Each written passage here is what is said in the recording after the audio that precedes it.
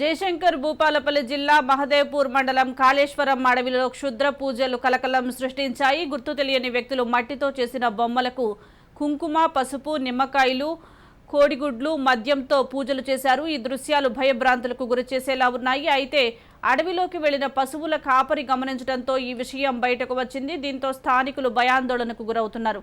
అయితే ఈ పూజలు గుప్త నిధుల కోసం చేశారా లేక చేతబడి కోసం క్షుద్ర పూజలు చేశారా అనే అనుమానాలు వ్యక్తమవుతున్నాయి.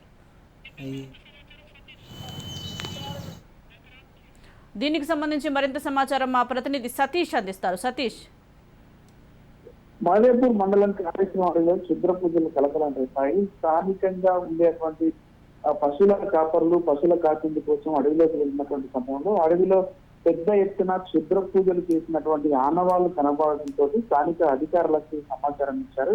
గుర్తు తెలియనటువంటి వ్యక్తులు 3 మట్టి బొమ్మలను తయారు చేసి వాటికి పసుపు, కుంకుమ రాసి నిమ్మకాయల నుంచి జంతు బలినిచ్చి మద్యంతో పూజలు నిర్వహించినటువంటి తీరు, అక్కడ వేసినటువంటి బొమ్మలు, ముగ్గులు అవన్నీ చూస్తూ ఉంటే ఇక్కడ గుర్తు తెలియనటువంటి వ్యక్తులు తమ నరబలి గుప్త నిధుల కోసం చేశారా లేకుంటే చేతబడిన కోసం క్షుద్ర పూజలు చేశారా అనేటువంటి చర్చ అయితే కొనసాగుతున్నటువంటి పరిస్థితి. మొత్తానికి అడవిలో ఇటువంటి పూజలు జరగడం పైన స్థానికంగా ఉండేటువంటి ప్రజలు కావచ్చు, ఆలయానికి వచ్చేటువంటి భక్తులు కావచ్చు ఆందోళన చెందుతున్నటువంటి పరిస్థితి.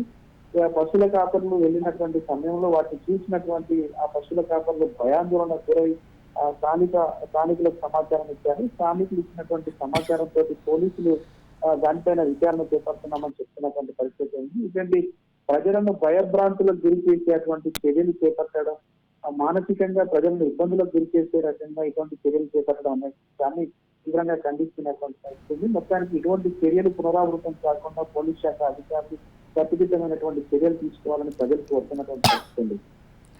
రైట్ సతీష్.